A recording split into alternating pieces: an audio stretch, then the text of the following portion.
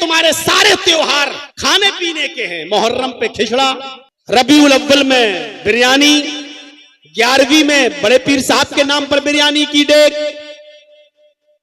रजब में कूंडे, शाबान में हलवा, रमजान में तो पूछो मत। आप ही के इलाके का है ना एक मौलवी झारखंडी, मान लिया ना। अरे हम लोग भी तो वही कहते थे, लेकिन अब मान लिया ना। क्या कहता है वो?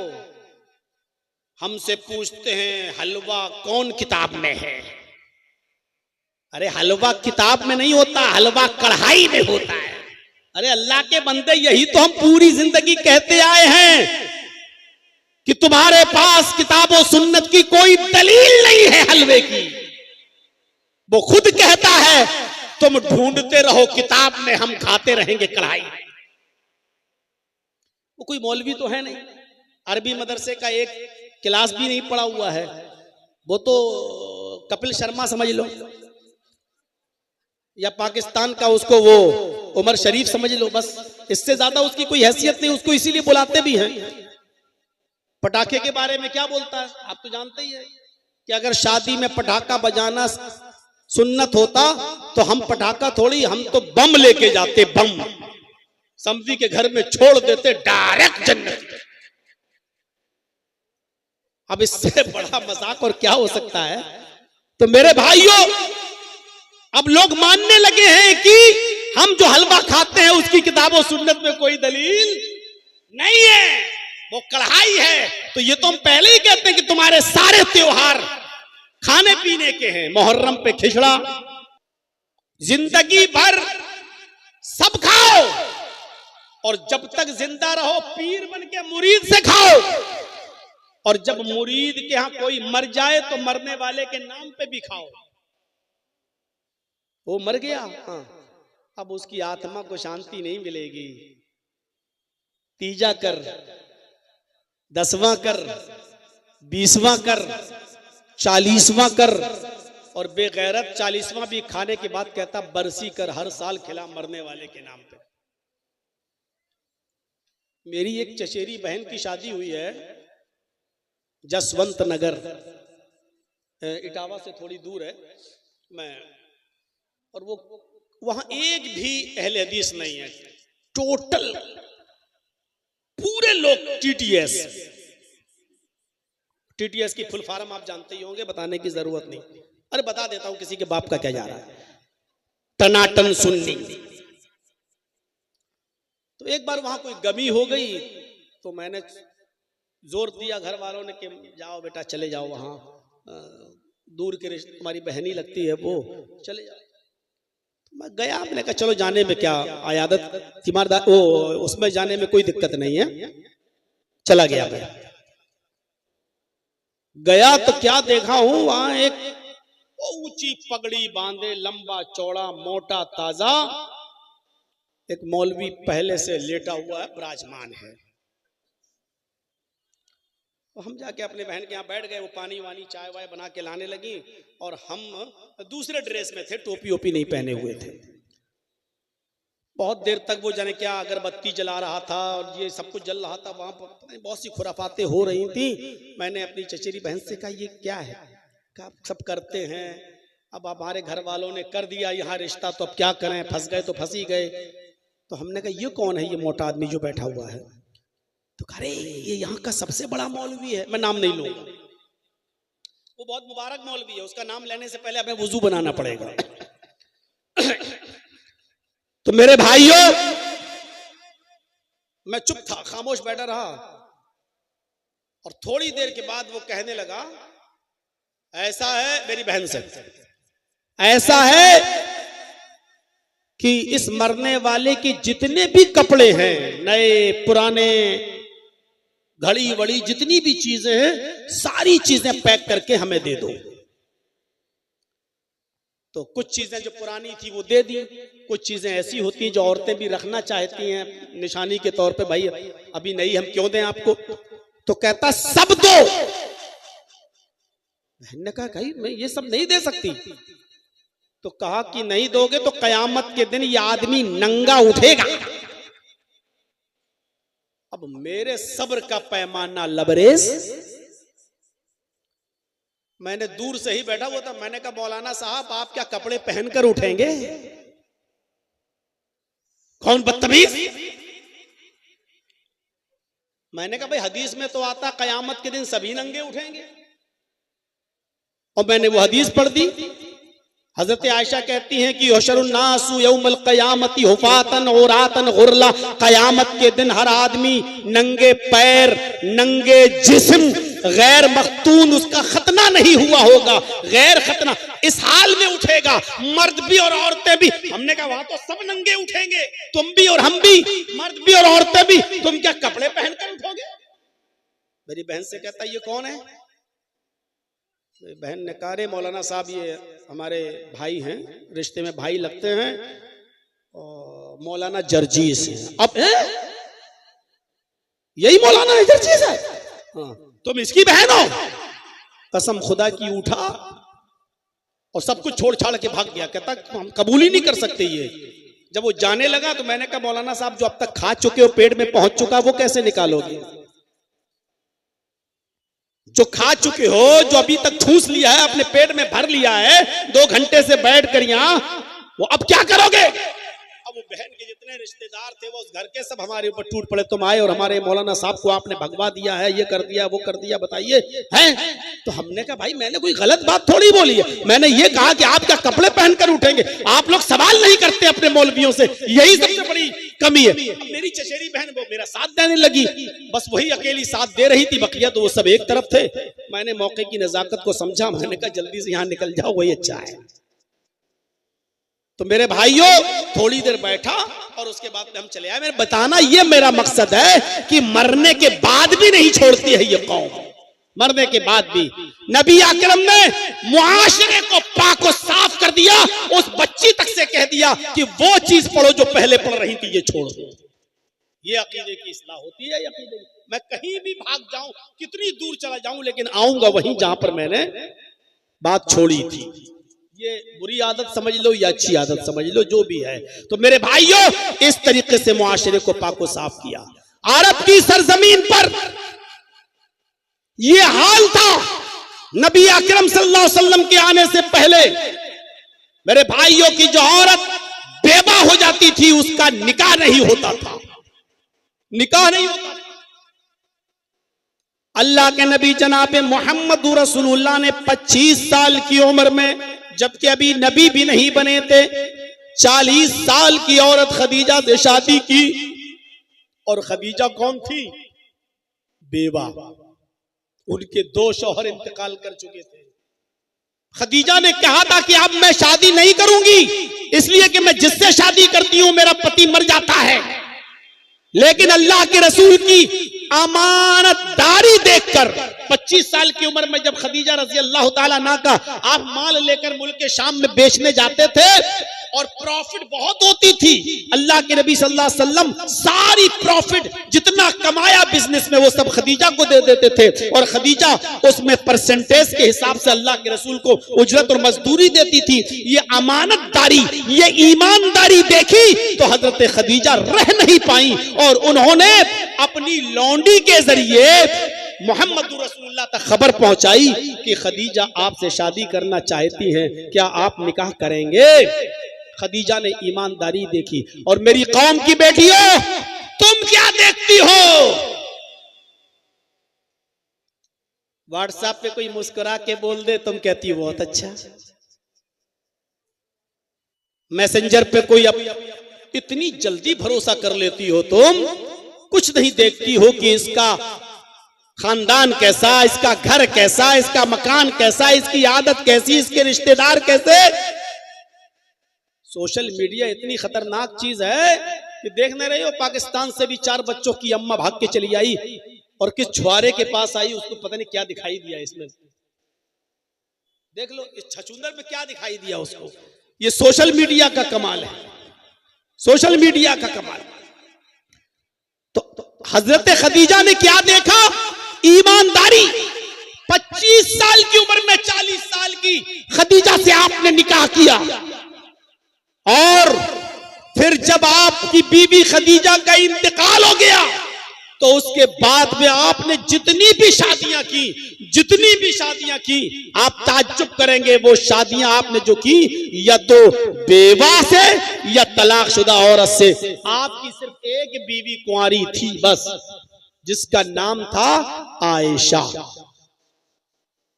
आयशा के अलावा जितनी भी बीवियां थी, हफ्सा जो उमर की बेटी थी, उनका शौहर खुनैस जंगे बदर में जख्मी हो गए थे और बाद में जख्मों की ताप न ला सके, इंतकाल कर गए। तो आपने खुनैस की बीवी उमर की बेटी हफ्सा से निकाह किया, वो बेवा थी।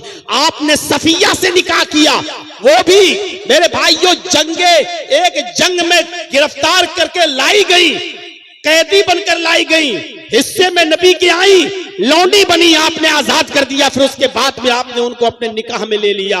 हजरत सफिया से आपने निकाह किया। खदीजा के अलावा मैमूना, वो भी आपकी बीवी जो थी वो बेवा। ये आपने जितने भी निकाह किए या तो बेवा से या मुतल्लका, जिनसे तलाक हो चुकी थी, इनकी तलाक हो चुकी थी। तो आपने ये रस्म भी खत्म की कि लोगों, जो औरत का शौहर मर जाए वो औरत मनहूस नहीं होती है। इसका मतलब ये नहीं होता कि अब जो भी इससे शादी करेगा वो आदमी मर जाएगा या ये उसको डस लेगी। आपने इस बुरी रस्म को खत्म करने के लिए खुद आपने हजरत खदीजा से पहले निकाह किया, फिर आपने सफिया से किया, हफ्सा से किया, मैमूना से किया, आपने ये निकाह भी किए। एक और रस्म थी अरब के अंदर। वो रस्म क्या थी? मुंह बोले बेटे की बीवी को अपनी बहू समझना। जैसे हमने किसी को अपना बेटा बना लिया, है नहीं मेरा बेटा, लेकिन अपना बेटा उसको हमने बेटा मान लिया, चलो ये मेरा बेटा है, हम उसको खिलाए, हम उसको पिलाए, हम उसको अपने पास रखे हुए हैं। अब उसकी शादी भी हमने कराई, अब उसकी बीवी को हम अपनी बहू समझ रहे हैं। और अरब का यह अकीदा था, रस्म, कि उससे शादी नहीं कर सकता है उस लड़के का मुंह बोला बाप।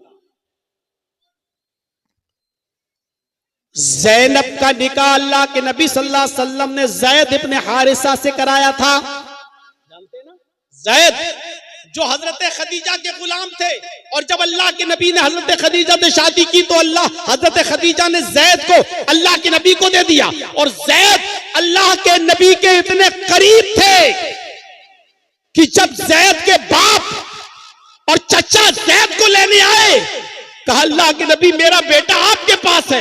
आपने कहा कौन? कहा ज़ैद, हम उसको लेने आए, आप मुंह खोलिए, आपको कितना पैसा चाहिए, हम पैसा देने के लिए तैयार हैं, लेकिन मेरा बेटा मुझे दे दो। अल्लाह के नबी ने कहा नहीं, आपका बेटा अगर है और आपके साथ जाना चाहता है और आपको अगर पहचान लेता है तो मैं उसको छोड़ने के लिए तैयार हूं, मेरी तरफ से कोई बंदिश नहीं होगी। आपने बुलाया, ज़ैद इधर आओ। ज़ैद आए। आपने कहा ये पहचानते हो ये कौन है? ज़ैद ने कहा ये मेरे बाप हैं, ये मेरे चचा हैं। अल्लाह के नबी ने कहा तुम पहचानते हो? कहा ये तुम्हारे बाप हैं। हाँ। ये तुम्हारे चचा है? कहा। आपने कहा ज़ैद ये दोनों तुम्हें लेने आए और मैं तुम्हें छोड़ने के लिए तैयार हूं। ये बेचारे पूरी तुम गिरफ्तार कर लिए गए या कैद कर दिए गए या पकड़े गए या अगवा कर लिए गए और कई सालों से तुम्हारे माँ बाप परेशान थे, आज तुम्हें लेने आए हैं, मैं तुम्हें इनके हवाले कर रहा हूं, तुम जा सकते हो, तुम अपने माँ बाप के पास, अपने चचा, अपने रिश्तेदारों में जा सकते हो। ज़ैद रोने लगे। अल्लाह के नबी ने कहा क्यों रो रहे हो?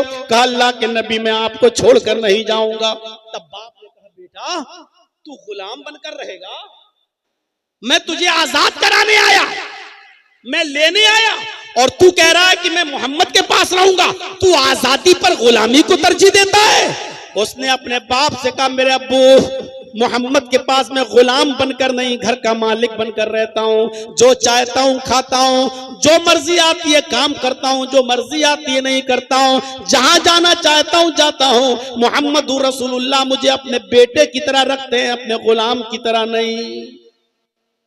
जब बेटे ने जाने से इनकार कर दिया ज़ैद ने, तब बाप खुशी खुशी चले गए। अगर हमारे घर से भी ज्यादा प्यार तुझे इस घर में मिल रहा है तो बेटे हम तुझे नहीं ले जा सकते, रहो तुम यहाँ।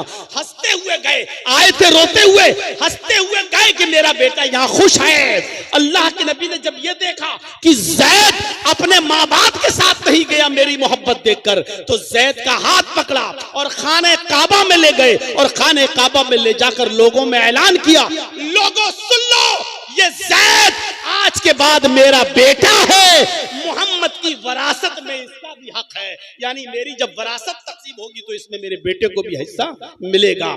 जब ये कहा तो अल्लाह ने कुरान की आयत नाजिल फरमा दी और उसमें फरमा दिया, नहीं, आपके बेटा कह देने से वो आपका बेटा नहीं हो जाएगा, उसका बाप वही कहलाएगा जो इसका बाप है। आप उसकी खिदमत कर सकते हैं, उसको अपने घर में पाल सकते हैं, पोस सकते हैं, बड़ा कर सकते हैं, लेकिन आप उसके बाप नहीं बन सकते हैं। अल्लाह ने मना कर दिया।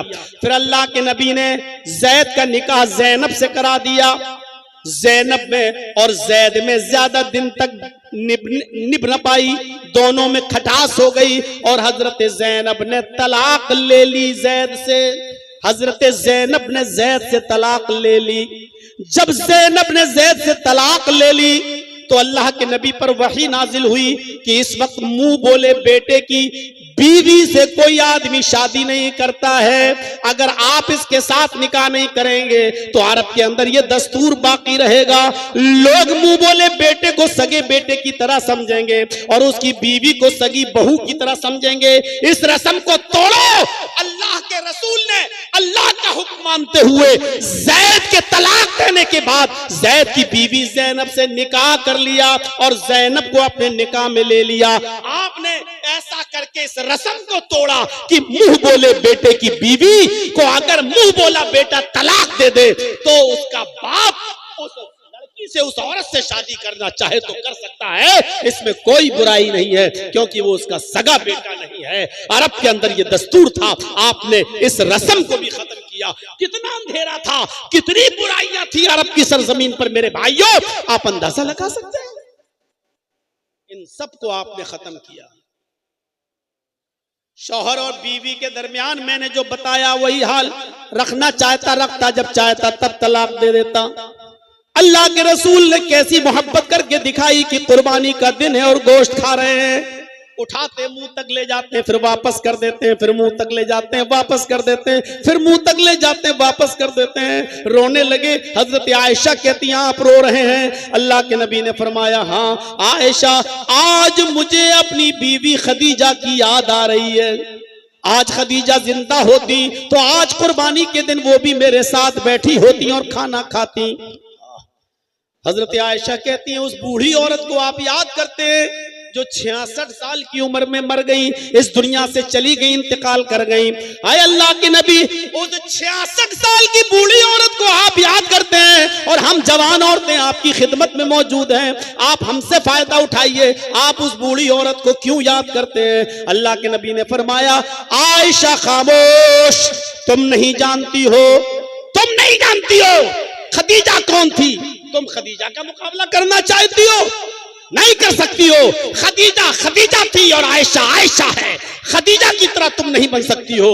आयशा जब सारी दुनिया मोहम्मद को झुटला रही थी तो खदीजा अकेले मोहम्मद की तस्दीक कर रही थी। जब सारी दुनिया मोहम्मद के नबी होने का इनकार कर रही थी तो खदीजा अकेले अशहदु अल्ला इलाहा इल्लल्लाह व अशहदु अन्ना मुहम्मदन अब्दुहु व रसूलुहु पढ़ रही थी। जब सारी दुनिया मोहम्मद को पत्थर मार रही थी और मेरा सर फट रहा था, खून मेरे माथे से, पेशानी से टपक रहा था, तो अकेले खदीजा अपने सर का दुपट्टा फाड़ कर मेरा खून साफ कर रही थी। मेरा खून साफ करके मुझे ढारस दे रही थी और तसल्ली दे रही थी। आयशा, तुम खदीजा का मुकाबला नहीं कर सकती हो, खदीजा खदीजा है और आयशा आयशा है। इस तरीके से आप अपनी बीवी खदीजा के साथ रहे, इस तरीके से आपने रोल अदा किया। मेरे भाइयों, हजरत आयशा से भी मोहब्बत की इंतहा थी, इतनी इंतहा थी, इतनी इंतहा थी कि हजरत आयशा के ऊंट को छोड़कर आप सफिया की ऊंट पर सवार हो गए। पता नहीं था सफिया ने हजरत आयशा से अपना ऊंट बदल लिया। तुम्हारा ऊंट कमजोर है और तुम्हारे ऊंट पर अल्लाह के नबी बैठते हैं, ऐसा करो कि ये ऊंट मुझे दे दो और मेरा अच्छा वाला ऊंट तुम ले लो, क्योंकि ये ताकतवर है, तुम दोनों बैठते हो ना, तो इस ऊंट को ले लो। अल्लाह के नबी जब आए तो आपने समझा ये ऊंट आयशा का है और आयशा ने सफिया का ऊंट ले लिया, सफिया की ऊंट पर बैठ गए। आपने कहा सफिया तुम, ये तो आयशा। कहा नहीं, हमने ऊंट चेंज कर लिया है। अच्छा चलो कोई बात नहीं, आधी दूर इनके साथ आए, अब आधी दूर तुम्हारे साथ चल देते हैं। आप सफिया के साथ चले, जबकि बारी थी हजरत आयशा की। हजरत आयशा को इतनी देर की जुदाई बर्दाश्त नहीं हुई, जब मकाम पर पहुंची तो जंगल में चली गई, जंगल में चली गई। बुखारी की रिवायत, जंगल में जाने के बाद एक सुनसान खेत में, एक हरे भरे खेत में घास में उन्होंने अपना पैर डाल दिया और पैर दाखिल करने के बाद कहा अल्लाहुम्मा सल्लिद अलैया करबन औ हय्यतन, आय अल्लाह आसमान से कोई, आय अल्लाह इस खेत में, इस झाड़ी में कोई सांप भेज दे या कोई बिच्छू पैदा कर दे, तल्दिगुनी जो मुझे डस ले, जो मुझे काट ले और उसके जहर से मैं मर जाऊं। हुआ रसूलु कला अकूलु लहू शैया, वो तेरे नबी है, मैं उनकी शान में कुछ नहीं कह सकती। यानी मेरे ऊंट के बजाय सफिया के ऊंट पर बैठ गए, मेरी बारी की है और फिर भी आप दूसरी बीवी के ऊंट पर बैठ गए, मैं ये जुदाई बर्दाश्त नहीं कर सकती। इतनी मोहब्बत की हजरत आयशा सिद्दीका को अल्लाह के रसूल से ये मोहब्बत करना सिखलाया था, अल्लाह के रसूल ने ऐसा प्यार करना सिखलाया था। मोहम्मदुर रसूलुल्लाह ने रूह फूंक दी प्यार की, मोहम्मदुर रसूलुल्लाह सल्लल्लाहु अलैहि वसल्लम ने। गौर करो, जब सारी दुनिया सूरज को देखती थी और सूरज को सूरज कह रही थी, सूरज को सूरज कह रही थी, तो हजरत आयशा से पूछा गया तो हजरत आयशा कहती मेरा सूरज तो मोहम्मदुर रसूलुल्लाह है, मेरा सूरज तो मोहम्मदुर रसूलुल्लाह है। फिर वो शेर भी पढ़ा करती थी और कहा करती थी ली शम्सुन वलिल्ला फाक़ शम्सुन, ली शम्सुन वलिल्ला फाक़ शम्सुन, शम्सी खैरुम मिन शम्सिस समाई, फ इन्न शम्स ततलु बाद फज्रिन, शम्सी तालिउन बादल इशा। हजरत आयशा ये शेर पढ़ा करती थी, एक आसमान का सूरज है, एक मेरा सूरज है, ली शम्सुन एक मेरे पास भी सूरज है, एक आफाक आसमान का भी सूरज है, ली शम्सुन वलिल आफाक शम्सुन, शम्सी खैरुम मिन शम्सिस समा, मेरा सूरज आसमान के सूरज से ज्यादा अच्छा है, मेरा सूरज आसमान के सूरज से ज्यादा बेहतर है। फिर कहती थी शम्सुन्नासी ततलु बाद फजरिन, लोगों तुम्हारा सूरज तो फजर के बाद पूरब से निकलता है, तुम्हारा सूरज फजर के बाद पूरब से निकलता है। शम्सी ततलु बादल इशा, लेकिन मेरा सूरज इशा के बाद मेरे बिस्तर पे आता है, मेरा सूरज इशा के बाद मेरे बिस्तर पे आता है। यानी मोहम्मद रसूलुल्लाह को सूरज बताया है हजरत आयशा ने, ऐसी मिसाली मोहब्बत पैदा कर दी मेरे भाइयों। ये कितने रस्म और रवाज को खत्म किया मोहम्मद रसूलुल्लाह सल्लल्लाहु अलैहि वसल्लम ने। एक शख्स को देखा, वो नमाज पढ़ रहा, आया वुजू बनाया, नमाज पढ़ी, आपने उसको बुलाया इधर आओ, इरजी, दोबारा जाओ, वुजू बनाओ, फसल्ली इन्नका लम तुसल्ली, अभी तुमने नमाज नहीं पढ़ी। वो दोबारा गया, वुजू बना के आया, फिर नमाज पढ़ी, आपने कहा इरजी, फिर लौटो, वुजू बनाओ, दोबारा आओ, दोबारा नमाज पढ़ो, इन्नका लम तुसल्ली, तुमने नमाज नहीं पढ़ी। गौर करो, उसने 3-4 मरतबा वुजू बनाया, 3-4 मरतबा उसने नमाज पढ़ी। कहने लगा अल्लाह के रसूल इससे अच्छी नमाज मैं नहीं पढ़ सकता। फिर आपने उसको नमाज पढ़ना सिखलाया, सही तरीका बताया, कैसे रुकू किया जाए, कैसे सजदा किया जाए, कैसे वुजू किया जाए, ये सब तरीका बताया।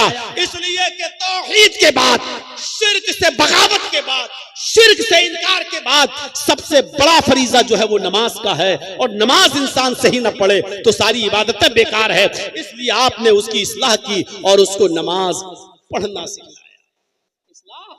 एक नौजवान आया, अल्लाह के नबी इजाजत दीजिए, मैं जिना करना चाहता हूं। जिना?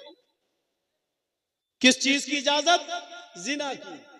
सबसे बुरा काम और किससे इजाजत मांग रहा? दुनिया के सबसे अच्छे इंसान से, अल्लाह के रसूल से। अल्लाह के नबी मुझे जिना की इजाजत दीजिए। साहबा उसको डांट रहे, हट हट कमीना, चुप, क्या बोल रहा, चुप। अल्लाह के नबी मुस्कुराते हैं, कहते नहीं नहीं नहीं, तुम डांटो नहीं। अभी कोई आदमी मुझसे कहे कि मौलाना साहब ये मैदान में हम जाना चाहते हैं, आज बहुत अच्छा माहौल है, जाऊं? तो अभी डांट, कमीने हमसे क्या पूछता है? अगर कोई हमसे पूछे कि जर्जी साहब किसी लड़की से दोस्ती है कि मैं उसके साथ जाके कुछ कर सकता हूं, हम क्या बोलेंगे? कमीने तुझे शर्म नहीं आती? हमसे भी इस तरीके की बातें कर रहा है तू। वो अल्लाह के रसूल से कह रहा है इजाजत दो जिना की, और साहबा डांट रहे हैं। अल्लाह के नबी कहते डांटो नहीं, इधर आओ। है कोई? कहा कोई दोस्त है? अरे आज के माहौल के हिसाब से बोलूं ना, हाँ एक गर्लफ्रेंड है मेरी। अच्छा मिलना चाहते हो कि जी? आपने कहा ठीक है मैं इजाजत देता हूं, लेकिन ये बताओ कि जो काम तुम उसके साथ करना चाहते हो, अगर मैं तुमसे ये कहूं कि ये काम तुम अपनी बहन के साथ करो तो करोगे? कहता फिदा का बीवा उम्मी या रसूल अल्लाह, मेरे माँ बाप आप पर कुर्बान। अल्लाह के नबी बहन के साथ कैसे कोई कर सकता है? नहीं, कोई इज्जत वाला इंसान, इज्जतदार शख्स अपनी बहन के साथ ये काम नहीं कर सकता। आपने कहा बेटी के साथ? कहा नहीं। आपने कहा फूफी के साथ? कहा नहीं। खाला के साथ? कहा नहीं। चची के साथ? कहा नहीं। आपने कहा जिस लड़की के साथ तुम ये काम करना चाहते हो वो भी किसी की बहन होगी, बेटी होगी, फूफी होगी, खाला होगी, चची होगी, कुछ तो होगा।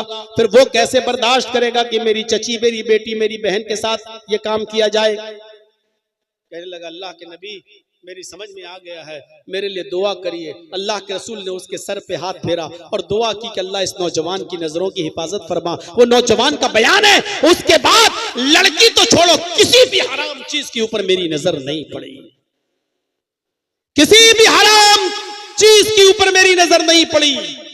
ये तरीके थे इस्लाह करने के।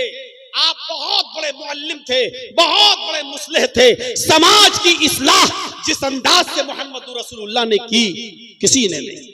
अभी गफ्फार साहब से मसला पूछा गया ना कि रमजान के महीने में माइक के जरिए मस्जिद से सहरी के लिए उठाना जायज है कि नाजायज? अब्दुल गफ्फार साहब ना जायज कह पाए ना नाजायज कह पाए, और कहा कि अच्छा नहीं लगता।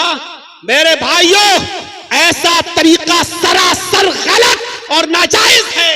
आप मस्जिद के मिंबर पे या मस्जिद के माइक से रात में किसी को बेदार करें, यह आपके लिए जायज है ही नहीं। इसलिए कि अल्लाह के नबी ने फरमाया कि अपनी जबान से और अपने हाथ से किसी मुसलमान को तकलीफ मत पहुंचाओ। अल मुस्लिमु मन सलिमल मुस्लिमून मिन लिसानी व यदी, मुसलमान वो है जो अपनी जबान और अपने हाथ से दूसरे को तकलीफ न पहुंचाए। आप अपनी जबान से दूसरे मुसलमानों को तकलीफ पहुंचा रहे हैं। आप कहेंगे कि शहरी के लिए उठाना तकलीफ वाली चीज है? हाँ, जिनको रोजा रखना है बहुत से उनके पास रास्ते हैं। मोबाइल में अलार्म लगाना, घड़ी में अलार्म लगाना, उठ जाना, उनके पास बहुत से तरीके हैं। लेकिन आप माइक से क्यों आवाज देंगे, क्यों पुकारेंगे, क्यों चिल्लाएंगे? क्या सबके ऊपर रोजा फर्ज है? एक बूढ़ा बाप जिसको रोजा डॉक्टर ने मना कर दिया, पूरी जिंदगी अब वो रोजा नहीं रख सकता जब तक वो जिंदा है, उसके ऊपर रोजा है ही नहीं, वो फिदिया देगा बेचारा। एक मिस्कीन खाना खिलाएगा, आप माइक पकड़ के कहते हैं रोजेदार भाइयों उठिए और सहरी कीजिए, बनाइए। उस बूढ़े की आंख खुल रही है, वो नींद की गोली खाकर सोया हुआ है, डॉक्टर ने उसको नींद की गोली दी है, वो डिप्रान 10 mg 5 mg की खा के सोया, और आपकी माइक की आवाज सुनकर वो उठ गया। उसके ऊपर रोजा फर्ज नहीं है, वो फिदिया देगा। आपने उसकी नींद में डिस्टर्ब कर दिया। आप कौन होते हैं उसकी नींद में खलल करने वाले? एक औरत जिसको पीरियड आ रहा है रोजा नहीं रख सकती, आपके माइक की आवाज ने उसकी नींद में भी डिस्टर्ब कर दिया, उसको भी उठा दिया। वो बच्चे जिन पर रोजा फर्ज नहीं है, आपने उनकी भी नींद में डिस्टर्ब कर दिया। वो औरतें जो अपने बच्चों को दूध पिलाती हैं, शरीयत जिनको रुख्सत दे रही है कि वो रोजा छोड़ दे बाद में पूरा करें, आप उनके रोजे में डिस्टर्ब कर रहे हैं, उनकी नींद में आप डिस्टर्ब कर रहे हैं। मेरे भाइयों, जिन औरतों के पेट में हमल है, बच्चा है, आपने उनकी नींद में भी डिस्टर्ब कर दिया। शरीयत कहती है कि वो रोजा छोड़ दे, बाद में रखें। मेरे भाइयों, मुझे बताइए कि आप कौन सा सवाब का काम कर रहे हैं? आप मुसलमानों को तकलीफ दे रहे हैं। जिनके ऊपर रोजे की रुख्सत है, आप उनको तकलीफ दे रहे हैं, और तकलीफ किसी भी मुसलमान को देना जायज नहीं है आपके लिए। इसलिए रात में माइक से ऐलान करना, नाते पढ़ना और नज़्में पढ़ के उठाना, यह सरासर नाजायज है, गलत है। आप ये चीजें नहीं इस्तेमाल कर सकते हैं, आपके लिए शरीयत इस बात की इजाजत नहीं देती है। इसलिए जहां बहुत सी चीजों की इस्लाह हमारा मुआशरे में हम करेंगे, ये भी इस्लाह करना चाहिए। मेरे भाइयों, गौर से सुनिएगा। अज्ञान हेतु किरत मोह मदांधिकारम नाशम। मोहम्मद जब इस धरती पर आएंगे तो अंधेरे को नाश कर देंगे। मोह मदांधिकारम नाशम, यानी मोहम्मद के आने से पहले बहुत अंधेरा होगा, और अंधेरे को नाश करने वाले कौन होंगे? अंधेरे को मिटाने वाले कौन होंगे? मुहम्मदुर रसूलुल्लाह सल्लल्लाहु अलैहि वसल्लम। इसमें कोई शक नहीं। अरब की धरती पर कोई एक बुराई नहीं थी जिसको खत्म किया हो। अरब की धरती पर इतनी बुराइयां थी, इतनी बुराइयां थी कि एक इंसान दूसरे इंसान को खरीद लिया करता था और उसको अपना गुलाम बना लिया करता था। हमने किसी को खरीद लिया, वो मेरा गुलाम हो गया। किसी औरत को या लड़की को खरीद लिया तो वो मेरी लौंडी हो गई। इंसानियत को कुचला जा रहा था। इंसानियत की सूरत हाल ये थी कि इंसान जिसको अल्लाह ने सबसे अफजल मखलूक बनाया, लक़द खलक़नल इंसान फी अहसनी तक़वीम, हमने इंसान को सबसे बेहतरीन ढांचे में पैदा किया है। ये इंसान सबसे अफजल होने के बावजूद पत्थरों के सामने झुकता था, लकड़ियों के सामने झुकता था। दरख्त, जिस दरख्त से उसको बरकत नजर आती थी, उस दरख्त की पूजा की जाती थी, और जिस पत्थर की मूर्ति बना दी जाती थी, देवी देवता, उन पत्थरों को पूजा जाता था। सबसे अफजल मखलूक होने के बावजूद ये इंसान पत्थरों की और लकड़ियों की और दरख्तों की पूजा कर रहा था।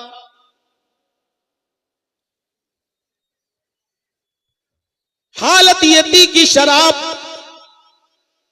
इतनी पी जाती थी कि जब उनके घर में कोई बच्चा पैदा होता तो उस बच्चे को मां का दूध या शहद नहीं पिलाया जाता, सबसे पहले उसके हलक में शराब के कतरे डाले जाते थे। और शराब के नशे में इतना धुत हो जाता था कि शराब पीकर वो भूल जाता था कि मेरी बीवी कौन है और मेरी बेटी कौन है।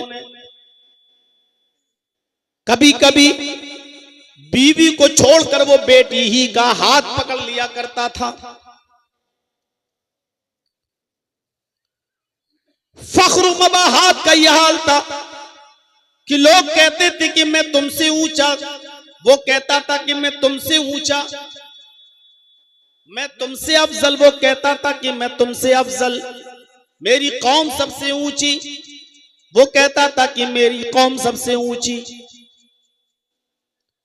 जुए में लोग रकम हार जाते थे तो मकान लगा देते थे, और मकान हार जाते थे तो बीवी लगा देते थे, और बीवी भी जुए में हार जाते थे तो जवान बेटी जुए में लगा दिया करते थे। औरतों की सूरत हाल ये थी कि उनको कपड़े पहनकर खाने काबा का तवाफ करने की इजाजत नहीं थी। बिल्कुल बरहना और नंगी होकर वो खाने काबा का तवाफ किया करती थी। कपड़े का एक तार भी उनके जिस्म पर नहीं होता था। अगर इन औरतों की जिंदगी में उनका मर्द मर जाए, शौहर मर जाए, तो कोई भी बेवा औरत से शादी करने के लिए तैयार नहीं था। वो इस औरत को मनहूस समझता था और यह अकीदा रखता था कि यह औरत अपनी जिंदगी में अपने आदमी को निगल गई, अब जो भी इससे शादी करेगा वो फलेगा नहीं, फूलेगा नहीं, यह औरत उसको भी डस जाएगी। शादियों के तरीके इंतहाई गलत और भयानक थे। निकाह करके घर में तो लाता था, लेकिन मिलना ना मिलना उसकी मर्जी होती थी। जो चाहे उसकी बीवी को ले जाए, उसके साथ रहे, खाए पिए और हम बिस्तरी करे। अगर उससे बच्चा ठहर जाए तो ये चाहे तो उसको बुला ले और चाहे तो ना बुलाए। ये शादी के बाद भी बीवी की ये कंडीशन थी।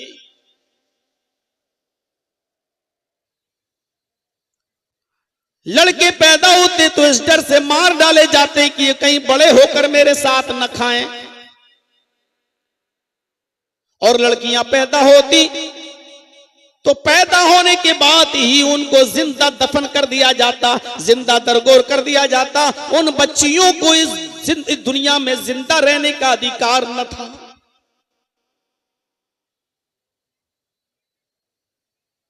हम और आप सब मिलकर पूरे हिंदुस्तान में सारे मदरसे मिला लो, सारे मौलवियों को जोड़ लो, कई लाख मौलवी, कई हजार मदरसे,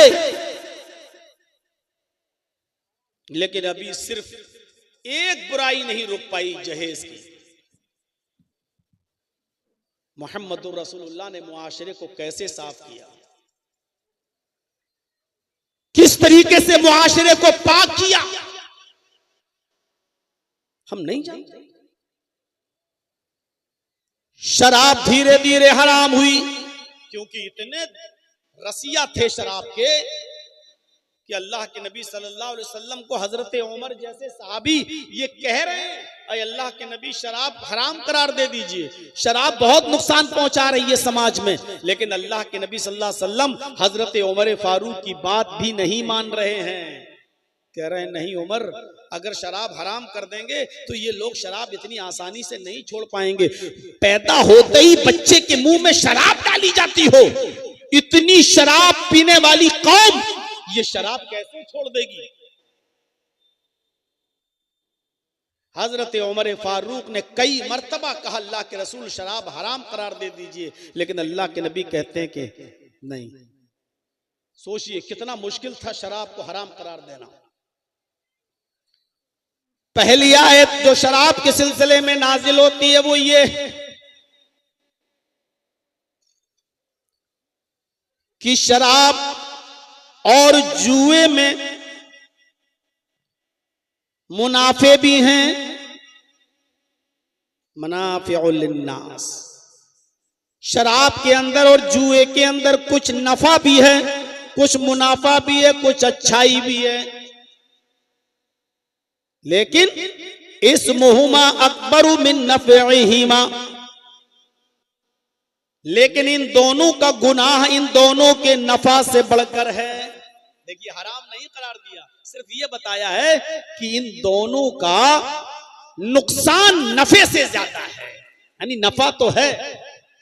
आज हमारा नौजवान तबका जब शराब पीता है तो उसका मकसद क्या होता है, थोड़ा सुकून मिल जाएगा, शराब पी लेंगे तो हमारा टेंशन खत्म हो जाएगा। एक आदत के तौर पे शराब पी रहा है। लेकिन अरब के लोग आदत के तौर पे शराब नहीं पीते थे, वो शराब इसलिए पीते थे कि किसी गरीब को पैसा देने में उनकी छाती फटती थी। नहीं, ऐसे देंगे तो बड़ी तकलीफ होती थी, इतनी मेहनत से कमाया, हम गरीब को कैसे दे दें। लेकिन वो गरीब के साथ जुआ खेलते थे, जुआ खेलते थे और उस जुए में हार जाते थे तो उनको तसल्ली होती थी कि चलो हम जुए में हार गए। हालांकि उनका मकसद ये था कि गरीब की मदद की जाए, तो जुए में वो हार जाते थे और ये सोच लेते थे कि हम जुए में हार गए हैं, एक गरीब आदमी को पैसा मिल गया, रकम मिल गई, चलो जाने दो।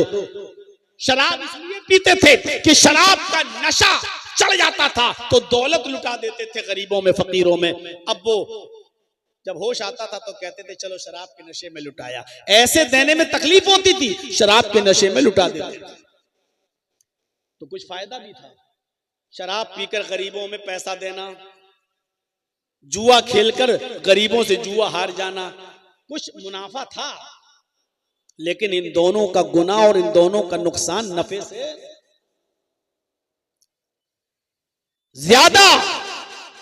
इसलिए फरमाया इस्मुहुमा अकबरु मिन नफ़इहिमा, इन दोनों का नुकसान गुनाह इनके नफे से ज्यादा है। अब बहुत से लोगों ने शराब छोड़ दी, लेकिन सब लोगों ने नहीं। अरे इसका नुकसान ज्यादा है, नफा कम है, हम इस्तेमाल नहीं करेंगे। अब देखिए दूसरी हालत क्या हुई। कुछ सहाबा जिसमें हजरत अली भी थे और अब्दुर्रहमान इब्ने औफ भी थे, एक घर में बैठे हुए खाना खा रहे थे और खाना खाते खाते शराब का दौर चलने लगा, शराब भी पीने लगे। सहाबा किराम ने शराब भी पी, जिसमें हजरत अली भी शामिल हैं, अब्दुर्रहमान इब्ने औफ भी शामिल हैं। एक अंसारी की दावत पर ये तमाम लोग शरीक हुए, खाना खाया और शराब का दौर चला। सबने शराब पी। अभी शराब हराम नहीं हुई थी इसलिए पी ली। शराब पीने के बाद नशा आ गया और नशा जब आया तो नमाज का वक्त भी हो गया। अब मगरिब की नमाज पढ़ने लगे ये लोग, शराब के नशे में है और मगरिब का वक्त हो गया। जब मगरिब की नमाज पढ़ने लगे तो एक सहाबी नमाज पढ़ा रहे हैं मगरिब की, और उस सहाबी ने नमाज पढ़ाते पढ़ाते गैरिल मग़ज़ूबि अलैहिम वलद्दाल्लीन यहां तक तो बिल्कुल सही पढ़ा। उसके बाद सूरह काफिरून की तिलावत करने लगे।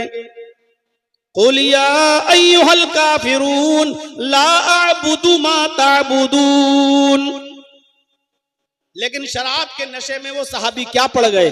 कुल या अय्युहल काफिरून नहनु नअबुदु मा तअबुदून, वो ये पढ़ गए। आए काफिरो है क्या? ला अअबुदु मा तअबुदून, मैं उनकी इबादत नहीं करता जिनकी इबादत तुम करते हो। लेकिन पढ़ क्या गए? नहनु नअबुदु मा तअबुदून, हम भी उनकी इबादत करते हैं जिनकी इबादत तुम करते हो। पूरा माना ही बदल गया।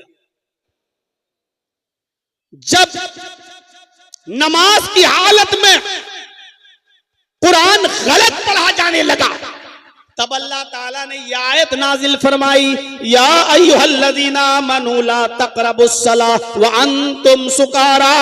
ईमानो वालो, तुम नमाज के करीब न जाओ जब तुम नशे में हुआ करो। तब जब नशे में हुआ करो तब नमाज मत पढ़ा करो, नहीं नमाज के करीब मत जाओ। और उस वक्त तक नमाज ना पढ़ो जब तक तुम होश में ना जाओ। तुम्हारे मुंह से क्या निकल रहा है उसको तुम समझने लगो कि हम जो बोल रहे हैं वो क्या है। जब तक ये समझने न लगो तब तक नमाज मत पढ़ने मत जाओ। जब ये आयत नाजिल हुई तो अब बहुत से और सहाबा ने शराब छोड़ दी और इस आयत ने बहुत सी शराब छुड़वा दी। हालांकि हराम अब भी नहीं हुई, हराम अब भी नहीं हुई। सिर्फ ये कहा कि जब नशे में हो तो नमाज मत पढ़ो। अब सुबह 11 बजे कोई आदमी शराब नहीं पीता था। क्यों? शराब पिएंगे तो नशा आएगा, नशे में आ गए तो ज़ोहर का वक्त हो जाएगा, ज़ोहर का वक्त होगा तो जमात छूट जाएगी, छोड़ दिया। अब ज़ोहर के बाद शराब नहीं पीते थे, ज़ोहर के बाद शराब पिएंगे तो नशा आएगा, फिर असर का वक्त हो जाएगा, कहीं ऐसा ना हो कि असर की जमात छूट जाए। असर के बाद शराब नहीं पीते थे, मगरिब का वक्त आ गया और नशे में अगर हम हुए तो मगरिब की जमात छूट जाएगी। अब वो या तो ईशा के बाद शराब पीते थे या फजर के बाद शराब पीते थे। बहुत से लोगों की शराब इस कंडीशन में छूट गई। मदीने के अंदर अंसारी और मुहाजिरीन आपस में लड़ गए। शराब पीने के बाद मुहाजिरीन और अंसार लड़ गए। मुहाजिरीन ने शराब पी, अंसारियों ने भी शराब पी। मुहाजिरीन कहने लगे हम तुमसे अच्छे हैं, हमारे नबी हमारे कौमे कुरैश में आए हैं, हम कुरैशी लोग हैं, लिहाजा हम तुमसे अफजल हैं क्योंकि मोहम्मद रसूलुल्लाह हमारे खानदान में पैदा हुए। और अंसारी शराब के नशे में कहने लगे लो ये हमसे अच्छे हैं, भूखे आए थे मक्के से, नंगे आए थे मक्के से, हमने रहने के लिए घर दिया, हमने यहां अपनी लड़कियों की शादी इनके साथ की, हमने अपने कारोबार में इनको शरीक किया। ये भूखे और नंगे आने वाले हमसे अच्छे? अरे हम तुमसे अच्छे हैं, हमने तुम भूखों को खाना खिलाया, तुम्हें रहने के लिए घर दिया, ये झगड़ा इतना बड़ा शराब के नशे में कि अंसारियों ने भी तलवारें निकाल ली और मुहाजिरीन ने भी तलवारें निकाल ली। दोनों एक दूसरे को मारने के दर पे आ गए, एक दूसरे को कत्ल करने के दर पे आ गए शराब के नशे में। जब ये कंडीशन देखी तब शराब की हुर्मत का ऐलान होता है। इन्नमल खम्रु वल मैसिरु वल अंसाबु वल अज़लामु रिज्सुम मिन अमलि शैतान फज्तनिबूहु लअल्लकुम तुफ्लिहून। ऐ मुसलमानों, आज के बाद अब इस कंडीशन में यह हालत कि शराब पीकर तुम एक दूसरे की गर्दनें मारने लगे हो, एक दूसरे से अफजल करार देने लगे हो, जबकि हम इन तमाम खुराफातों को खत्म करने आए थे। कोई बड़ा नहीं, कोई छोटा नहीं, सब बराबर हैं, सबका बराबर का हक है। मैं ये तालीम लेकर आया था, लेकिन तुमने तो इस तालीम ही की धज्जियां उड़ा दी। अब शराब, जुआ और बुतों के नाम पर चलने वाले चढ़ावे और 500 के फाल के तीर, रिज्सुम मिन अमलि शैतान, ये सब शैतान की गंदगी हैं, हराम है ये सब तुम पर। फज्तनिबूहु, इज्तिनाब करो, इनसे बचो, लअल्लकुम तुफ्लिहून, ताकि तुम कामयाब हो जाओ। इतने मरहलों से गुजरने के बाद अल्लाह तबारक व तआला ने शराब को और जुए को हराम करार दिया है, मुआशरे से इस चीज का सफाया किया है।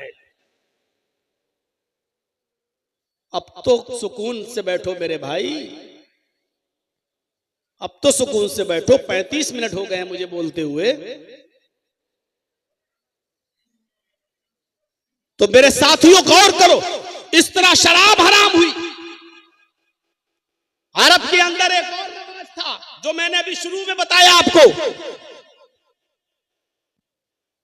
लोगों को खरीदा जाता था, उनको गुलाम बना लिया जाता था और फिर उनके ऊपर जुल्म किया जाता था, उनके ऊपर जरूरत से ज्यादा बोझ लादा जाता था, क्योंकि वो खरीद लिए गए। लड़कियों को लौंडी बना लिया जाता था। मोहम्मद रसूलुल्लाह सल्लल्लाहु अलैहि वसल्लम को फिक्र हुई कि इन लोगों की आजादी के लिए क्या कदम उठाया जाए, इन लोगों की आजादी के लिए क्या कदम उठाया जाए। तो आपने कुछ जराइम की सजा इतनी सख्त मुतय्यन फरमा दी कि उस सजा में रोजा रखने से भी बेहतर और मिस्कीनों को खाना खिलाने से भी बेहतर गुलाम को आजाद करना करार दिया। ये आजादी की मुहिम छिड़ गई। कोई शख्स अगर अपनी मां से, अपनी बीवी से कह दे, अंते अलैया कज़हरे उम्मी, तू मुझ पर मेरी मां की तरह हराम है, जा हट, आज के बाद तुझे छूऊंगा नहीं, आज के बाद तुझे हाथ नहीं लगाऊंगा, तू मुझ पर मेरी मां की तरह हराम हो गई। अगर ये कह दे तो अब वो जब तक ये सजा नहीं भुगतेगा तब तक वो बीवी नहीं बना सकता अपनी बीवी को। अरब के अंदर ये दस्तूर था कि जब कोई शख्स अपनी बीवी से कह देता था कि तू मुझ पर मेरी मां की तरह हराम, तो मिल नहीं सकता था। अब वो मां की तरह खिदमत करना पड़ेगी उसकी। वो कहे पैर दबाओ तो दबाना पड़ेंगे, वो कहे मेरे कपड़े धुलो तो धुलना पड़ेंगे। अब उसकी खिदमत मां की तरह करना पड़ती। हजरत औस इब्न सामित ने अपनी बीवी खौला बिनते सालबा को यही तो बोल दिया था, अंते अलैया कज़हरे उम्मी, किसी बात पर गुस्सा होकर कि तू मुझ पर मेरी मां की तरह हराम हो गई। तो खौला बिनते सालबा ने अल्लाह के नबी सल्लल्लाहु अलैहि वसल्लम से गुजारिश की कि कोई रास्ता निकालिए। अल्लाह के नबी ने भी मना कर दिया, कोई रास्ता नहीं। वो जब मस्जिद नबवी के अंदर गई और 2 रकात नमाज पढ़ी और दुआ मांगी, आए अल्लाह मेरे और मेरे शौहर के दरमियान कोई रास्ता निकाल, अगर तू रास्ता नहीं निकालेगा तो कौन रास्ता निकालेगा। तब अल्लाह ताला ने इस रस्म को खत्म करने के लिए और अपनी बीवी को, जिसको मां बोल दिया गया है, उसको दोबारा बीवी बनाने के लिए एक सजा मुतय्यन कर दी। ये सजा भुगतने के बाद ही तुम बीवी बना सकते हो। पहली सजा ये मुतय्यन की है कि जो लोग अपनी बीवी को अपने ऊपर मां की तरह हराम कर लेते हैं, उन उनको चाहिए कि अब उनको दोबारा अपनी बीवी मानने से पहले और दोबारा अपनी बीवी बनाने से पहले एक गुलाम आजाद करें। देखिए आजादी की कितनी फिक्र हुई। इंसानियत किसी की गुलामी करने के लिए पैदा नहीं हुई है, इसलिए आजाद होने का हक है। तो आपने ये मुतय्यन कर दिया कि वो एक गुलाम आजाद करें। और गुलाम बहुत महंगा होता था, इतनी कीमत किसी के पास अगर ना हो, इतना महंगा गुलाम ना खरीद सके और गुलाम आजाद ना कर सके, तो फिर दूसरा ऑप्शन ये दिया कि 60 रोजे रखे, वो भी पे दर पे कंटिन्यू रेगुलर रोजे रखे 60। और तीसरा ऑप्शन ये दिया, अगर 60 रोजे रखने की भी ताकत ना हो तो 60 मिस्कीनों को खाना खिलाए, 60 मिस्कीनों को एक टाइम खाना खिलाए। अब चाहे एक दिन खिला दे 60 को बुलाकर, या एक एक करके 60 दिन खिलाए, या 10-10 करके 6 दिन खिलाए, या 30-30 करके 2 दिन खिलाए। जब तक 60 पूरे नहीं हो जाएंगे अपनी बीवी से मिल नहीं सकते। 60 पूरे कर लो तब तुम्हारी बीवी बन जाएगी, अब तुम जा सकते हो अपनी बीवी के पास। गुलाम की आजादी ये वो कर रहा है जहां अरब के अंदर गुलाम बनाने का रवाज था, उन पर जुल्म करने का रवाज था। और इसी तरीके से एक जुर्म वो जो अभी अब्दुल गफ्फार साहब से पूछा गया था सल्फी से मसला कि रोजे की हालत में अगर कोई शख्स अपनी बीवी से हम बिस्तरी कर ले तो, मैं तो हाशिम भाई से कह रहा था लगता है ये करना चाहता है, या हो सकता है कि कभी कर लिया हो। कई मर्तबा तो ये मसला मैं खुद बयान कर चुका हूं और अभी तक वही मसले पूछे जा रहे हैं। जो शख्स रोजे की हालत में अपनी बीवी के साथ हम बिस्तरी कर लेता है तो ये रोजा दोनों का बेकार हो जाता है, मर्द का भी बेकार, औरत का भी बेकार, दोनों का रोजा, ये रोजा खत्म हो गया। अब सजा, ये रोजा तो बाद में रखना ही पड़ेगा। ये रोजा जो इस कंडीशन में तुम मिले हो रोजे की हालत में अपनी बीवी से, ये दोनों का रोजा खराब, मर्द का भी औरत का भी। अब सजा सुनिए, सजा क्या है। अब सजा सिर्फ मर्द को मिलेगी या सजा औरत को भी मिलेगी। इस सिलसिले में सही मसला यह है कि अगर रोजे की हालत में उसने अपनी बीवी से अगर हम बिस्तरी की है और बीवी भी राजी थी, बीवी भी एग्री थी कि अच्छा आओ ठीक है मिल लेते हैं, अगर वो, इसको भगाओ, तो इस नालायक को भगाओ यहां से। अबे मैं कोई लड़की हूं जो मेरे ऊपर लाइट मार रहा तू?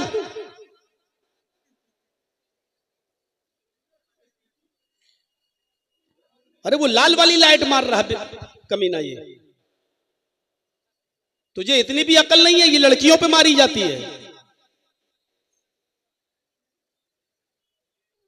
कोई तेरी बहन बेटी पे मार रहा होगा, जाके पता लगा। अब अगर लाइट आई तो ऐसा जवाब दूंगा, ऐसा बोलूंगा कि भाग जाओगे शर्म की वजह से यहां से। सीधे आंख पे गई, बताइए दोस्त। इसकी रेजेस इतनी खतरनाक होती हैं कि आप इसका अंदाजा नहीं लगा सकते।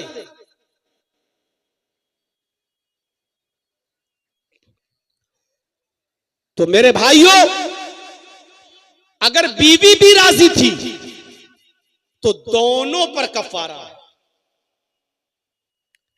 और अगर बीवी राजी नहीं थी, सिर्फ मर्द ने उसको बुलाया, हाथ पकड़ के खींचा और उसके साथ हम बिस्तरी कर ली, तो औरत सिर्फ वही रोजा पूरा करेगी जिस रोजे की हालत में उससे हम बिस्तरी की गई, उसका वही रोजा खराब माना जाएगा, वो बाद में पूरा कर लेगी, रख लेगी। लेकिन अगर उसके साथ जबरदस्ती हुई तो, लेकिन अगर वो भी हम बिस्तरी में राजी थी तो दोनों को ये सजा दोनों के लिए है। और वो सजा क्या है कि मर्द भी एक गुलाम आजाद करेगा और औरत भी एक गुलाम आजाद करेगी। फंस गया होगा बेचारा पूछने वाला। अब सोच रहा होगा कि अब तो वही जानता होगा कि दोनों राजी थे कि एक राजी था। अब तो वही जानता होगा ना। तो एक गुलाम आजाद करेगा मर्द, और अगर औरत भी राजी थी तो वो भी एक गुलाम आजाद करेगी। देखिए गुलाम को आजाद करने पर कितना जोर दे रहे हैं मोहम्मद रसूलुल्लाह सल्लल्लाहु अलैहि वसल्लम। इस गुलामी की जंजीर से निकालने की क्या मुहिम चलाई अल्लाह के नबी ने। और अगर एक गुलाम आजाद करने की ताकत ना हो तो वही 60 रोजे मुसलसल कंटिन्यू पे दर पे। अगर सिर्फ मर्द राजी था औरत नहीं तो सिर्फ मर्द पूरे करेगा, औरत सिर्फ वही एक रोजा पूरा करेगी, बकिया 60 नहीं। लेकिन अगर औरत भी राजी थी तो औरत वो रोजा भी पूरा करेगी और बाद में 60 रोजे भी मुसलसल कंटिन्यू पे दर पे वो भी रखेगी। और अगर रोजा रखने की भी ताकत नहीं है तो फिर 60 मिस्कीनों को खाना खिलाएगा, ये मर्द भी। और अगर औरत रजामंद थी तो औरत भी, और औरत राजी नहीं थी तो औरत फिर 60 मिस्कीनों को खाना नहीं खिलाएगी। तो गुलामी की जंजीरों को इस तरीके से तोड़ा गया है मेरे भाइयों। ये मुहिम चलाई थी मोहम्मद रसूलुल्लाह सल्लल्लाहु अलैहि वसल्लम ने। हजरत उमर फारूक रज़ियल्लाहु ताला अन्हु एक जंगल में थे और वहां एक चरवाहा बकरियां चरा रहा था। हजरत उमर फारूक को भूख लगी, आप अपने साथियों के साथ उसके पास गए। आपने कहा क्या तुम बकरियां चराते हो? उसने कहा हाँ। आपने कहा बिअनी शातन, क्या एक बकरी बेचोगे? उसने कहा नहीं, ये बकरी मेरे मालिक की है, मैं नहीं बेच सकता, मैं तो गुलाम हूं अपने मालिक का, मैं नहीं बेचूंगा। हजरत उमर ने कहा बकरी एक मुझे बेच दो, मैं इस बकरी को ज़िबा करने के बाद उसकी खाल उतार कर तुम्हें दे दूंगा। तुम अपने मालिक से ये कह देना कि जंगल में बकरियां चराते चराते दूर निकल गया और एक भेड़िए ने एक बकरी को मार डाला। भेड़िए ने एक बकरी मार डाली, एक बकरी खा गया। तुम्हारा मालिक तुम्हें कुछ नहीं बोलेगा क्योंकि जंगल में अक्सर भेड़िए बकरियों पर हमला करते रहते हैं। उसने हजरत उमर को देखा, वो जानता नहीं था कि ये अमीरुल मोमिनीन है, ये हजरत उमर है, वो पहचानता नहीं था। हजरत उमर फारूक की बात सुनकर हंसने लगा, कहने लगा अरे जाओ यार अपना काम करो। वो फिर बकरियां चराने लगा। हजरत उमर ने उसका इम्तिहान लिया, क्यों नहीं बेचोगे? तुम जितनी कीमत मांगोगी उतनी कीमत तुम्हें दे दी जाएगी। अरे गुलामी करते हो, तुम भी उन रुपयों के उस दिरहम के मालिक बन जाओगे जो मैं तुम्हें दूंगा। बताओ कितने दिरहम लोगे? अपने मालिक से झूठ बोल देना, एक बकरी भेड़िया खा गया।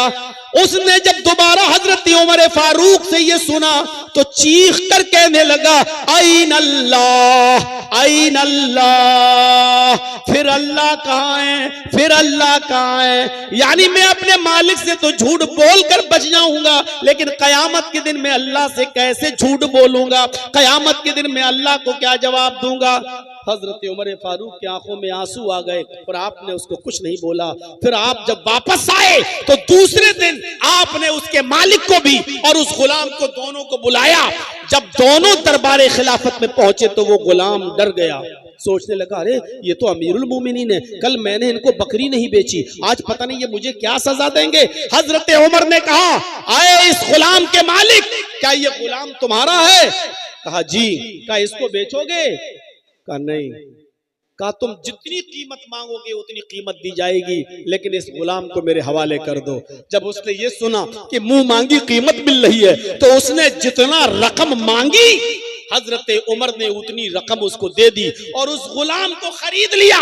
वो समझा कि आप मुझे उमर गुलाम बनाकर रखेंगे, लेकिन जब मालिक चला गया गुलाम बेचकर, हजरत उमर ने उस गुलाम को आजाद कर दिया और कहा कि तुमने कल जो कहा आइन अल्लाह, आइन अल्लाह, अल्लाह कहाँ है?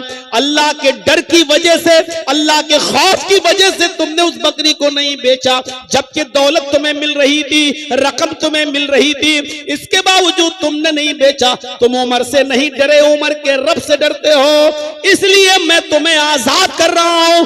जाओ, अब तुम आजाद हो। अभी तुम अपने मालिक के अंडर में थे, इसलिए तुम अपनी मर्जी के मुताबिक नमाजें नहीं पढ़ सकते थे, नफली रोजे नहीं रख सकते थे, रात में तहज्जुद नहीं पढ़ सकते थे, क्योंकि तुम्हारा मालिक तुमसे जब काम कराएगा तब तुम्हें काम करना होता था। अब मैंने तुम्हें आजाद कर दिया, जाओ अब तुम अल्लाह की इबादत करो। यही कलमा इख्तियार किए रहना, यही कलमा इख्तियार किए रहना और इसी तरीके से अल्लाह से डरते रहना। यही कलमा कल कयामत के दिन इंशाअल्लाह तुम्हें जहन्नम से भी आजादी दिलाएगा। तो गुलाम को आजाद करने की एक मुहिम चलाई थी जनाब मोहम्मद रसूलुल्लाह सल्लल्लाहु अलैहि वसल्लम ने। इस तरीके से गुलामों को आजादी मिलती थी। एक और चीज पर नजर डालिए, इंसानियत पैरों तले रौंदी जा रही थी। वह कर्रमना बनी आदम, हमने इब्ने आदम को, हमने आदम की औलाद को बाइज्जत बनाया। सबसे ज्यादा बाइज्जत कोई मखलूक है तो इंसान है, और अल्लाह ने सारी इंसानियत के बारे में कहा वह कर्रमना बनी आदम। सिर्फ मुसलमान को नहीं, वह कर्रमना बनी आदम, हमने आदम के हर बेटे को मुकर्रम बाइज्जत बनाया है। लेकिन ये दरख्तों के सामने झुकने, पत्थरों के सामने झुकने लगे। मोहम्मद रसूलुल्लाह ने इनको समझाया कि लोगों, ये पत्थर तुमसे अफजल नहीं है, ये लकड़ियां तुमसे अफजल नहीं है, ये दरख्त तुमसे अफजल नहीं है, ये सारी चीजें अल्लाह ने तुम्हारी खिदमत के लिए पैदा की हैं, ये सारी चीजें तुम्हारे लिए पैदा की गई हैं। तुम इनसे खिदमत लो, तुम इनसे फायदा उठाओ, और तुम इन्हीं के सामने झुक रहे हो, इन्हीं के सामने इन्हीं की इबादतें कर रहे हो। कोई लात के सामने झुकता, कोई मनात के सामने झुकता, कोई उज्जा के सामने झुकता, कोई उपद के सामने झुकता, कोई सुहा के सामने, कोई यगूस के सामने, कोई यहूक के सामने, कोई नसर के सामने। खाने काबा में 360 बुत और मूर्तियां रखी हुई थी। लोग उनके सामने, पत्थरों की मूर्तियों के सामने झुका करते थे। मोहम्मद रसूलुल्लाह सल्लल्लाहु अलैहि वसल्लम ने उनको बताया कि ये पत्थरों की मूर्तियां हैं, इनके सामने मत झुको। क़ूलू ला इलाहा इल्लल्लाह तुफ्लिहू, लोगो ला इलाहा इल्लल्लाह कह दो तुम कामयाब हो जाओगे।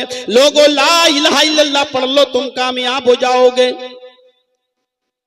एक अल्लाह की इबादत की तरफ बुलाया उनको, एक अल्लाह की इबादत की तरफ आओ, एक अल्लाह की इबादत। दरख्तों के सामने नहीं, पत्थरों के सामने नहीं, चांद और सूरज के सामने नहीं, एक अल्लाह को सजदा करो। आपने मुआशरे को, समाज को मूर्तियों की पूजा, पत्थरों की पूजा, दरख्तों की पूजा से मुआशरे को और समाज को आपने साफ किया है। मुआशरे में कितना अंधेरा था, कितनी जो है जलालत और गुमराही थी। मोहम्मद रसूलुल्लाह ने इस तरीके से इंसान को मुकर्रम बनाया कि तुम पत्थरों के सामने झुकते हो, तुम लकड़ियों के सामने झुकते हो। और खुद हाल ये था कि जब फतेह मक्का हुआ, जब मक्का फतह हुआ, जब मक्का फतह हुआ तो अल्लाह के नबी सल्लल्लाहु अलैहि वसल्लम मक्के में खाने काबा में दाखिल हो गए। 10,000 सहाबा आपके साथ थे। सबसे पहले फतेह मक्का के दिन आप खाने काबा में गए और खाने काबा में 360 मूर्तियां रखी हुई थी। अल्लाह के नबी ने सबसे पहले उन्हीं मूर्तियों को तोड़ा, उन्हीं मूर्तियों से खाने काबा को पाक किया। आप हजरत अली के कंधे पर सवार हो गए, हजरत अली बैठ गए, अल्लाह के नबी हजरत अली के कंधों पर सवार हो गए। हजरत अली अल्लाह के नबी को लेकर उठ गए। अल्लाह के नबी के हाथ में छड़ी थी, लकड़ी की छड़ी थी, और आप एक एक छड़ी से एक एक बुत को गिराते जाते। ऐसे ये बुत वो मारा, ऊपर से नीचे गिरा, टुकड़े टुकड़े हो गया। दूसरा बुत गिराया, टुकड़े टुकड़े हो गया। तीसरा बुत गिराया, जमीन पे गिरा, टुकड़े टुकड़े हो गया। आप उसी छड़ी से एक एक करके बुत को गिराते जाते, और हर बुत को गिराते वक्त ये कहते जाते, जाल हक व ज़हक़ल बातिल इन्नल बातिला काना ज़हूका, हक आ गया और बातिल मिट गया, हक आ गया और बातिल मिट गया, और बातिल को तो मिटना ही था। हक आ गया और बातिल मिट गया, बातिल को तो मिटना ही था। इस तरीके से आपने खाने काबा को पत्थरों की मूर्तियों से और बुतों से साफ कर दिया। तौहीद की दावत ऐसी थी कि एक मर्तबा आप कहीं बैठे हैं और किसी सहाबी ने यह कह दिया, माशा अल्लाह व माशीता, जो अल्लाह चाहे और आप चाहे। गुफ्तगू करते करते निकल गया उसकी जबान से माशा अल्लाह व माशीता, जो अल्लाह चाहे और आप चाहें। तो अल्लाह के नबी सल्लल्लाहु अलैहि वसल्लम ने उस सहाबी से क्या कहा, सुनिए, अजालतनी निद्दन, क्या तूने मुझे अल्लाह के साथ शरीक कर दिया, मुझे अल्लाह का शरीक बना दिया? ये तुम्हारी हिम्मत कैसे पड़ी? क्या मुझे अल्लाह के बराबर लाकर खड़ा कर दिया तुमने? नहीं, तुम सिर्फ इतना बोलो, माशा अल्लाह, जो अल्लाह चाहे। ये मत कहो जो अल्लाह चाहे और जो आप चाहे, नहीं, कहो माशा अल्लाह वहदा, जो सिर्फ अकेला अल्लाह चाहे। इस तरीके से आपने तौहीद की दावत दी। हिजरत करके मक्का से मदीना जा रहे हैं, सारे लोग नबी की मंजर को देख रहे हैं, औरतें भी मदीने की छतों पे चढ़ी हुई इस मंजर को देख रही हैं। औरतों में देखने का जज्बा ज्यादा होता है। अभी कोई बारात जा रही हो ना, तो औरतें छतों पे चढ़ के देखती दूल्हा कैसा है। ये औरतों में बड़ी बुरी बीमारी होती है, वो दूल्हू देखती है कैसा है और दुल्हन भी देखती है कैसी है, और मर्द दूल्हा को नहीं देखता है। मर्द कोशिश करता है कि इसकी बीवी दिख जाए कैसी है, और देखने के बाद कहता है पहलुए हूर में लंगूर, खुदा की कुदरत, इस लंगूर को हूर कैसे मिल गई। वो एक अलग बात है। औरतें आज छतों पे चढ़ गई, नबी आ रहे हैं, अल्लाह के रसूल मक्के से मदीना आ रहे हैं, अब हमारे यहां रहेंगे, नबी को देखना चाहती है, और अल्लाह के रसूल अपनी ऊंटनी पर बैठे हुए हैं और तशरीफ ला रहे, चल रहे, बराबर आ रहे हैं अल्लाह के नबी। छोटी छोटी बच्चियां ढोल बजा रही हैं, छोटी छोटी बच्चियां दफ बजा रही हैं, दफ ढोल, ऐसे ढोल दफ बजा रही हैं, और बजाते हुए ये गीत गा रही हैं, तलाल बद्रु अलैना मिन सनय्यातिल वदाई वजब शुक्र अलैना मादा लिल्लाहि दाई। आज 14वीं रात का चांद फारान की चोटियों से चमककर हमारे शहर में नमूदार हुआ है। हम तो अल्लाह का जितना भी शुक्रिया अदा करें कम है। अल्लाह के नबी उन बच्चियों की जबान से जब ये शेर सुनते हैं तो मुस्कुरा रहे हैं, हंस रहे हैं। जब करीब आए तो उन लड़कियों ने नबी को देखा और देख के कहा, फीना नबिय्युन यअलमु मा फी गद, आज हमारे पास एक ऐसे नबी आए हैं जो कल की बात भी जानते हैं, कल क्या होने वाला है उसका भी इल्म रखते हैं। अल्लाह के नबी अपनी ऊंटनी से उतरते हैं और उन बच्चियों के पास आते हैं और आकर कहते हैं, दई हाज़िही वक़ूली कुंत तकूलीन माँ कुंत तकूलीन, आए बच्चियों ये जुमला जो पढ़ रही हो वो तुम छोड़ दो। हमारे दरमियान एक ऐसे नबी आए जो कल की बात भी जानते हैं, ये जुमला ना पढ़ो, ये जुमला छोड़ दो, जो तुम पहले पढ़ रही थी वही पढ़ो। तलाल बद्रु अलैना मिन सनय्यातिल वदाई वजब शुक्र अलैना मादा लिल्लाहि दाई। ये जुमला पढ़ो, ये न कहो कि हमारे पास एक ऐसे नबी आए जो कल की बात जानते। अल्लाह की कसम कल का इल्म मुझे नहीं है, कल मैं जिंदा भी रहूंगा या नहीं ये मुझे इसका भी इल्म नहीं है। है, कल मैं सेहतमंद रहूंगा या बीमार हो जाऊंगा मुझे इसका भी इल्म नहीं है। आपने उन बच्चियों को भी अकीदे से पाक कर दिया और ये अकीदा उनके जहनों से निकाल दिया, क्योंकि छोटे छोटे बच्चों को जो पढ़ाया जाता है बड़े होकर भी वो चीजें उनके दिमाग में बैठी रहती है, नहीं निकलती है। अच्छा बताओ, शुरू से देखते चले आ रहे हो ना, नमाज पढ़ने के बाद हाथ उठाकर दुआ मांगते थे ना, इमाम साहब भी और मुक्तदी भी सब। कितना मुश्किल काम था इसको हटाना। हमसे पूछो 20-22 साल पहले जब तकरीरें करने आता था कलिया चक और मौजमपुर के इलाके में, कितना मुश्किल काम था। लोग कहते थे ये लोग नए नए मौलवी पैदा हो गए हैं, हमारे बाप दादा करते आए, ये लोग कहते बिदअत है, ये लोग कहते मना है। कितना मुश्किल काम था, क्योंकि जो बाप दादा के जमाने से चला रहा है, जो बचपने से हम करते चले आ रहे हैं, उसको छोड़ना बड़ा मुश्किल होता है, बड़ा मुश्किल। अगर आज ये बच्चियां अगर ये अकीदा रख लेंगी अपने अंदर, तो फिर बुढ़ापे तक ये अपने दिमाग से नहीं निकाल पाएंगी, अपने दिमाग से नहीं निकाल पाएंगी।